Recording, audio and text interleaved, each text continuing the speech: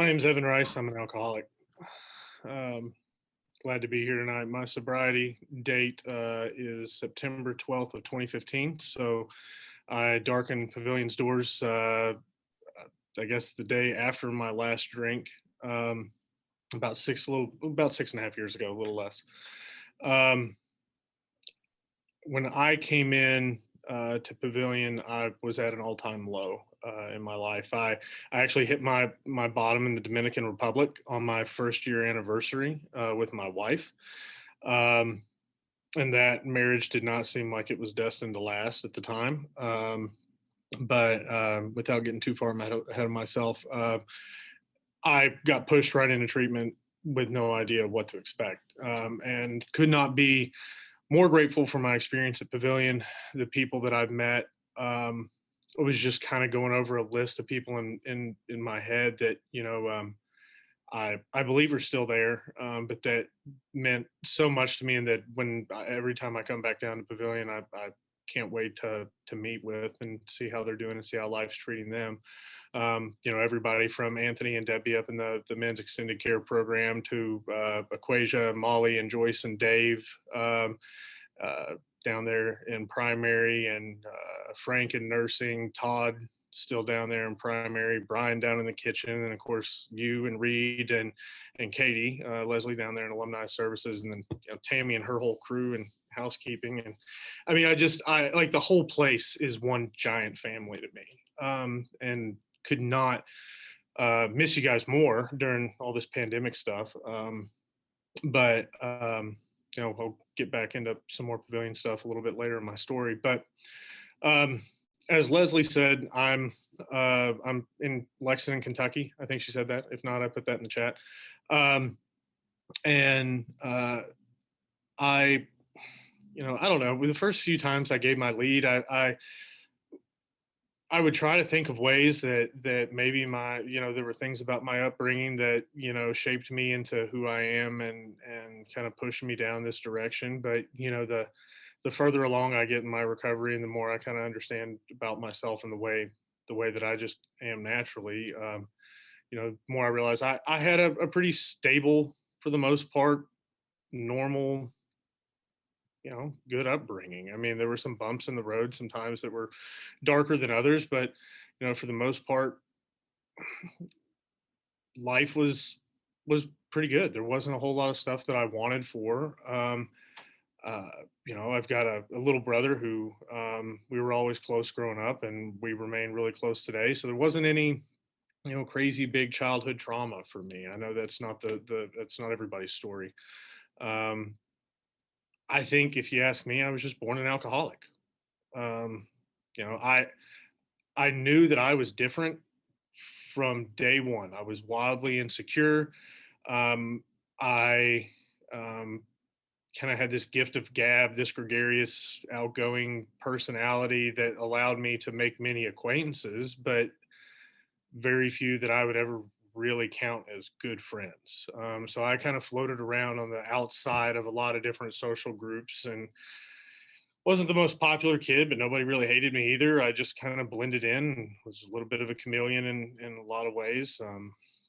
Did okay in school, did well athletically, but I just really struggled to make connections with people. Just never felt comfortable in my own skin. Um, and I remember from like a really young age, and I don't know, I'm sure that if I went back down and sat down with John and EC, or some of the other counselors there, they could probably do a lot with this. But I romanticized drinking before I ever took my first drink. Um, and and I don't know what it was about that, but that was always something that was like a benchmark for me in life. Is once I could start drinking, I knew things would be, different for me. And that was from an age that I really had no clue what the effects of alcohol even were. So that's why I say I think I was born an alcoholic. It was just kind of how God made me, how I was wired. Um, and so, I if I really talk about my drinking career, like it really took off the second I got to college. But it started, um, I don't know, I was probably 12, 13 years old. I got into my parents' liquor cabinet, and I got out a bottle of vodka, took it down to my basement bedroom, had no clue what I was doing, and poured a giant, like, pint glass full of vodka and drank it. Ended up sicker than shit, and um, uh, looking back, that says a lot about my drinking career. My first time drinking was by myself in a dark basement, and that's not too different from how my drinking career ended. Um, there were a handful of other times I drank in high school, but it was not. I had too much other stuff going on that never really provided the opportunity for me to drink. Um, and so I really didn't start drinking until I got to college, when I really had I guess, the opportunity, the means, motive, and opportunity, as we lawyers call it, to really get down to business. And I was a daily drinker from the word go. Um, when alcohol um, crossed my lips, I was a different person. We hear it say in the rooms a lot of times. I knew I had arrived. Like, something was different now. And all of those insecurities, all of that just weird kind of not fitting in, square peg, round hole sort of stuff about my personality just kind of seemed to melt away. Um, and when all my friends were waking up terribly hungover and with no desire, swearing off alcohol and drugs and everything like that ever again, I was ready to go. I was ready for round two. And so from that early age, if I could get away with drinking in the morning, I started drinking in the morning. Um, you know, so for me, when you hear a lot of people talk about, they were able to drink normally for some period of time, that was never me. I mean, even the way that I started drinking, the first drinks I had, I was an isolationist. I drank hard liquor, and I drank alone and purely for the effect that alcohol gave me. And um, that pretty well defined, my drinking for the rest of my life up until I got sober. Um, Managed to hold it together for the most part through college. Grades were good. Um, Went to jail a couple times, but everything was pretty much chalked up as just like youthful indiscretion, just state school, frat boy, going to jail, DUI, public intoxication, that kind of stuff. So nothing that I guess anybody didn't expect, and nothing that wasn't reasonably explained away.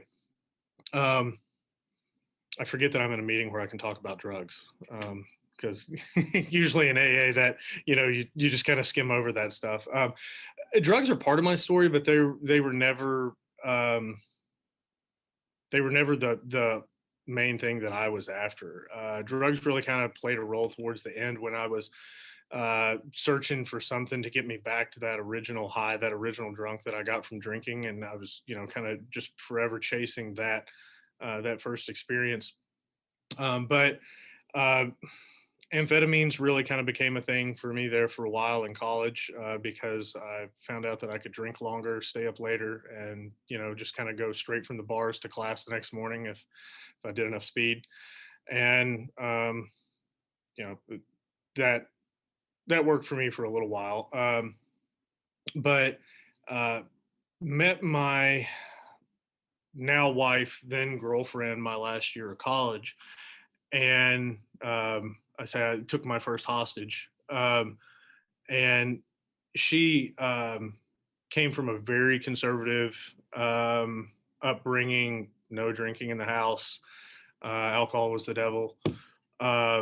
And she went to a really small Christian school just down the road from the University of Kentucky. And so me going to that campus to like pick her up to go out on a date and to go and do things, I was like the antichrist showing up on that campus. And it was clear that I stood for a lot of things that that place just did not. And I convinced her right from the word go that my drinking was completely normal, and it was her sheltered view of the world that was messed up. Um, and so I was, a world class manipulator, um, right from the jump in that relationship. And so, in order to prevent me from having to look at my drinking and what I was doing, which was going through, a fifth or more of liquor every single day on top of, various other substances, whenever they would present themselves. I had completely gaslighted her and made her believe that my way of living was normal, and she just came from, too sheltered of an upbringing. And so I think maybe she bought that for a little while. Not fully, but she went along with it for a little bit. Um, and the longer we continued to date, the more I realized that my drinking was progressing in a way that probably um, was not conducive to that relationship going on long term. I didn't want to lose that relationship. I didn't want to lose a lot of my academic successes and kind of totally derail my life because of my drinking. But at the same time, and this thought process was not as clear and cohesive as I'm trying to make it now. Um, it was more of a kind of gut intuition that if I stayed put, if I stayed where I was, if I didn't start putting some distance between my relationships, me, and my drinking, things were not going to go well for very long. So about a year after I graduated from college, I moved to Washington D.C. and worked there for a little while. Then girlfriend, now wife, stayed here in Kentucky, and I figured out that in a long distance relationship, there was nobody monitoring how much I was drinking, how frequently I was drinking, and the kind of trouble that I was getting myself into with alcohol. And so um, that was in some ways, I guess, fairly liberating. That I didn't have friends, family, relationships, anybody looking over my shoulder to see how I was drinking and what I was doing. Um, so I took that model and quickly applied it to me going to law school. And I went to law school up in New York. And uh, my then girlfriend, now wife, we got engaged while I was in law school in New York and continued to do the long distance relationship thing with her being in Kentucky. And made it through the first couple years of law school with really without much problems in terms of people really kind of catching on to my drinking here back home. Now, the people that were around me in DC and New York had, a fair amount of concerns about the way I was drinking and the frequency of my drinking. And so what I had to do was really start developing like different separate social circles to where I was not always with the same crowd, and I could kind of hide my drinking from one by being with the other crowd and back and forth. And um, but a couple years into law school, the wheels kind of started to come off the bus for the first time. You know, I had up until this point been a very good functioning out, term functioning alcoholic. Was starting to have some health problems, but I was getting up, going to class, going to work, meeting all of my, societal obligations without too much of a problem. But I started getting drunker and drunker earlier and earlier in the day, and it became a little bit harder to hide from people. And so, and when I would have to totally stop drinking for either something to deal with court or some other big function or something that I had going on, to where I um, uh, couldn't be liquored up, withdrawals hit for the first time, and I knew that something was seriously wrong. Um, I was not willing to admit what that was yet. I was still in denial, but the thought started rolling around in my head for the first time. Um, is this kind of getting away from me? Um, any kind of athletics, any attempt to, just even going to the gym, running, anything like that, had long since kind of gone out the window, and myriad of health problems started popping up. But I blamed that on bad genetics, on fast food, on late nights studying, on all sorts of stuff. Um, and in the way that I rationalized that aspect of my life, I rationalized kind of the insanity that was starting to happen, between my ears, on mental health issues, and not on nothing to do with my drinking. And that is not to say in any way, shape, or form that the two can't, that dual diagnosis is not a real thing. because I am dually diagnosed, but I put all my eggs in that mental health basket and none of them in the substance abuse basket. And so after my second year of law school, I had to fold and move back here to Kentucky. And fortunately, I'd done well enough academically that I was able to do my third year of law school as a visiting student at the University of Kentucky, and kind of came back home with my tail tucked between my legs. Finished law school, graduated, um, and went to take the bar exam. Um, but I came back to Kentucky because whatever I was doing at that point, I wasn't willing to admit that it was alcohol yet. Uh, Something was really starting to scare me about my behaviors, my thoughts, my actions, and so I needed something familiar. And as soon as I got back home, I realized that I'd created another problem for myself, and that now again I'm me and my drinking, we're accountable to somebody. I've got this 800-pound gorilla on my back that I've got to take everywhere with me, and I've got to figure out um, how to try to hide this thing. And I did a really bad job at it, to be honest. I drank all through bar prep that summer. Managed to pass the bar. I really have no idea how. Started practicing law shortly after, and all this time, my then fiance, and I were still engaged, and we like it'd been like this 3 year engagement at this point because I couldn't get my life together enough, like, and couldn't stay sober long enough to actually like plan a wedding. Um, but uh, got into my first couple years of law practice, and that's really when the wheels started coming off the bus. I just couldn't function. Was having, and I'm in my office right now, this same office that for the same firm that I kind of had my infamous meltdown at, and um, really came close to blowing up my career and a lot of my professional relationships. Um, as I said, uh, I got sober on my first wedding anniversary, or just after my first wedding anniversary. So my wife and I got married the year after I graduated law school, and my drinking had progressed to the point that I was ended up in the hospital about every 3 months. And I was in liver failure. I was a complete nutcase mentally. I was terribly unstable. My wife and I were living on. We lived in this. We rented this townhouse thing, 2-story thing, and we were living on separate floors of that townhouse right after we got married. Um, Her floor was immaculately clean. Mine was like knee high in vodka bottles and beer cans. And that that was a pretty, looking back, the visual of that was a pretty accurate description of just kind of the differences in our lifestyles at that point. Mine could not have been more of a wreck. Um, a few months after marriage, we ended up separated. Um, and I basically got the ultimatum that the way that I was acting was terrifying. The things that I was doing were not acceptable, and that something had to change. And so um, we went to marriage counseling, and it was like right in the first marriage counseling session, the therapist looked at me and said, "I think your wife's fine. I think it's you that has a problem.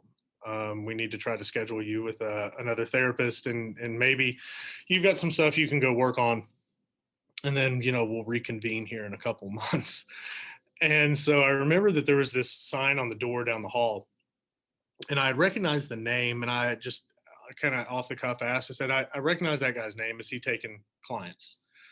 And they said yes. And so I booked an appointment, and I walked in, and I'll be damned if it was not the same guy that had taught my state mandated DUI classes like 10 years before. And that's where I recognize his name from.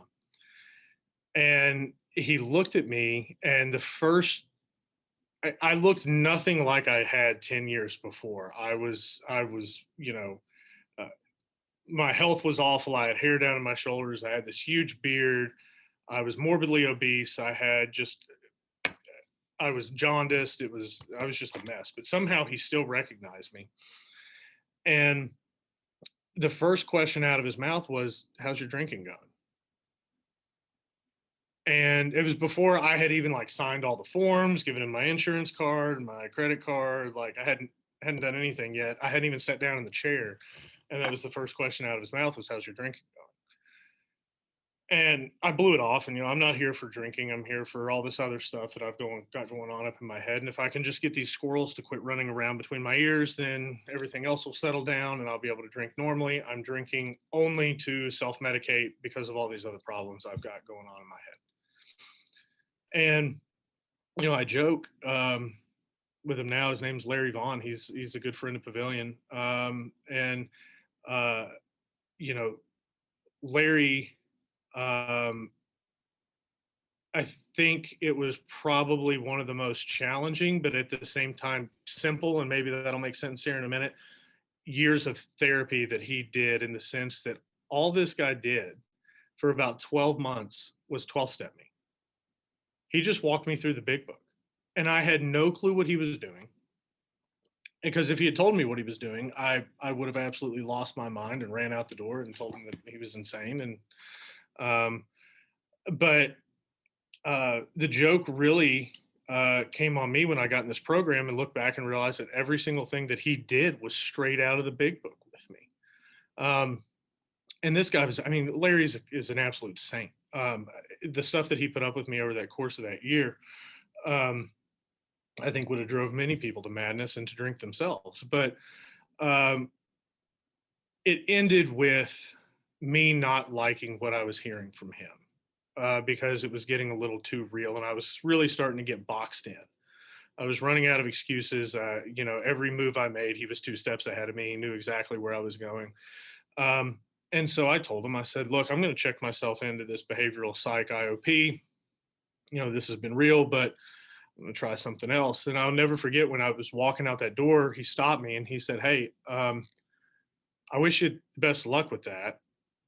I don't think that's going to be what you need. If for some reason that doesn't work out, call me and I've got a place that you can go.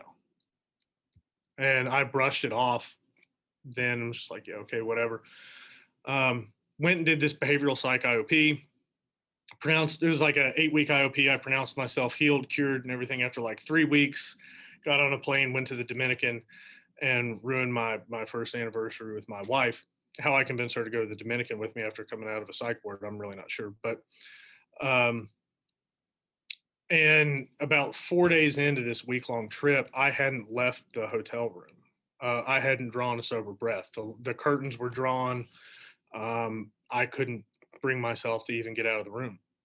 And I picked up the phone and I called Larry and said, "Hey, there's this place that you were telling me about that you could send me." Um, and well, let me back up. I laid there in that kind of stupor for about 4 days, um, and I had this fleeting moment of clarity, where I knew that I was an alcoholic and that I needed help.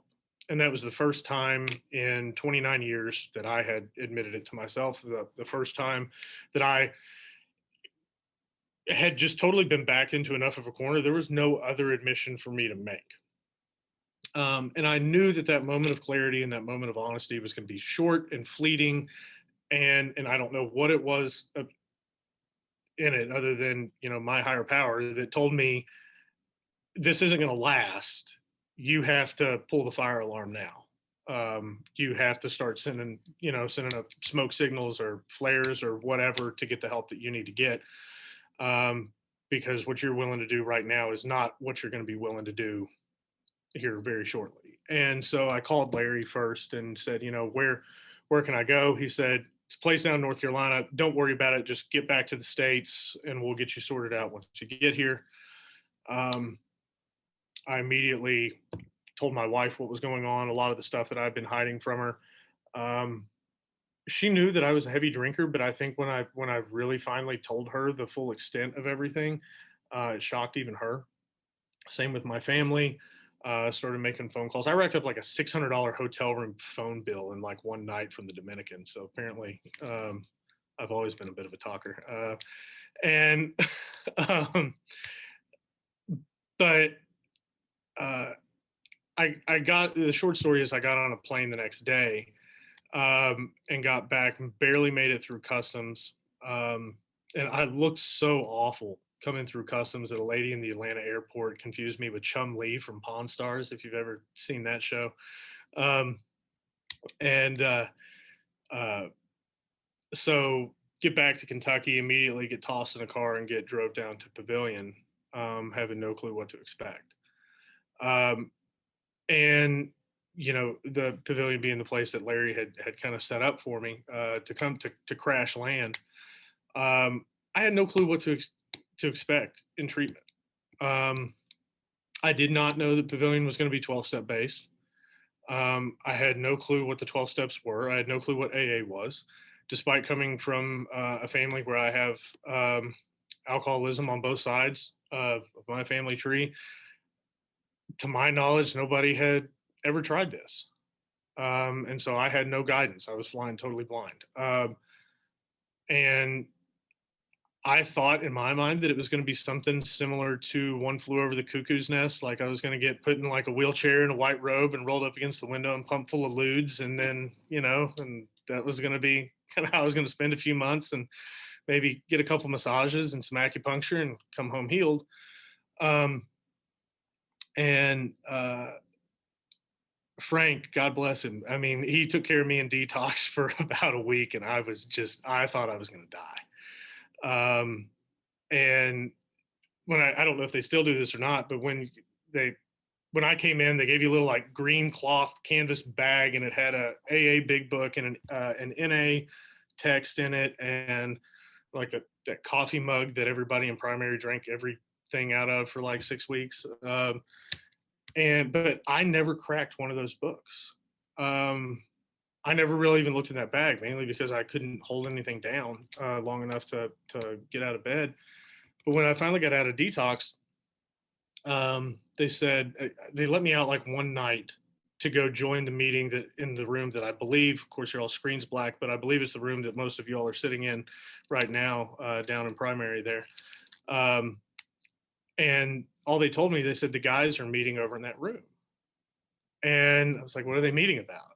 Like, what? I don't know what's going on. And I walked in and everybody was sitting in a circle and reading stuff. And I had no clue what I was walking into, but I was at such a low point in my life that I just didn't care anymore. I mean, if they had told me to go stand on my head in the corner for an hour and that would get me sober, I would have done it. And so I bought in right from the beginning because for me, my work, my family, my wife, everybody knew what was going on at that point. So I had nothing to lose and everything to gain. I had almost died so many different times in the hospital over the year before that I just knew I wanted something different. It was either that or I was just going to die. And I had resigned myself to the fact that I was going to give treatment an opportunity. And if that didn't work, I was fine just going on and dying because that was the easy way out. Getting sober was the hard part. And so, um, you know, I loved Pavillon from the second I walked in the doors there, just because it was such an eye-opening experience to me. I had been an alcoholic and drank alcoholically from day one. I had no clue that life sober was even possible. Um, yeah, I don't even think I asked if I was ever going to be able to drink again, at least for like the first week, because I was just too scared of everything, and I still didn't know what this whole thing was about. So I didn't know if I was going to like do a few weeks in there and I was going to come out, then I was going to be able to drink normally or what. Um, I just bought in and did exactly what was asked of me, and the more I did that, the more was revealed to me about what a life in sobriety looked like. I did do the extended care program. I don't get a check in the mail from Pavillon for plugging the extended care program. For me, I think that was really the part of treatment down there that saved my life was those additional 6 weeks. Um, and that's me personally. I had a lot of work that I needed to do while I was there. Um, and I was fortunate enough that I went through Pavillon with, a great group. Yeah, I got you. Um, with a great group of people, many of whom I still stay in contact with today. Um, And, after I got out of Pavilion, I came back down to, I would come down, I guess, about quarterly, at least, if not 4 times a year, about twice a year. And that was all pre-pandemic. So it's been almost 2 years now since I've been able to visit Pavilion. And going from 2 to 4 times a year of just coming down there and hanging out and working with you guys while you all are down there to this has really been a hit to the quality of my sobriety. So I'm glad to be able to be here tonight to do this, because at least it's kind of the Diet Coke of a RP visit, but it'll do. I got out of treatment. I got a sponsor. I started working the steps. I started attending meetings. I followed the relapse prevention plan that we put together there at Pavilion to a T, because I was terrified of getting drunk again.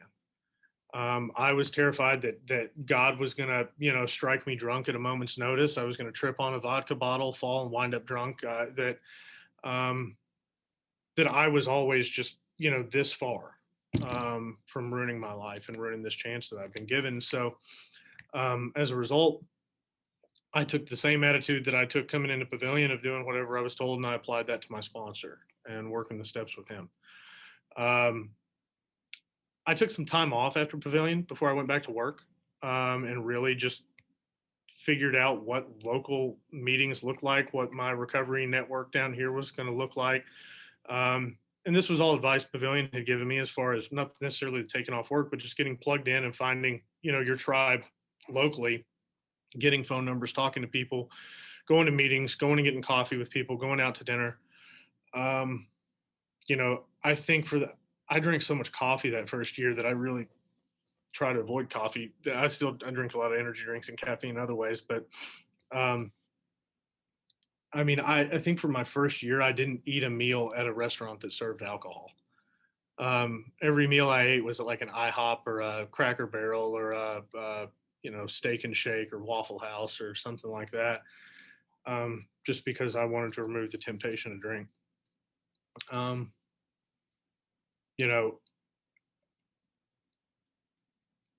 The other thing I guess I did pretty quickly off the bat was change people, places, and things. Changed the places that I hung out, changed a lot of the people that I hung out with. Turns out that wasn't really too hard, because when I decided to get sober, the people that I was hanging out with really didn't want a whole lot to do with me. And so that kind of took care of itself. There wasn't a whole lot of stress there on that part. But, guys, today my life is immensely better than I deserve.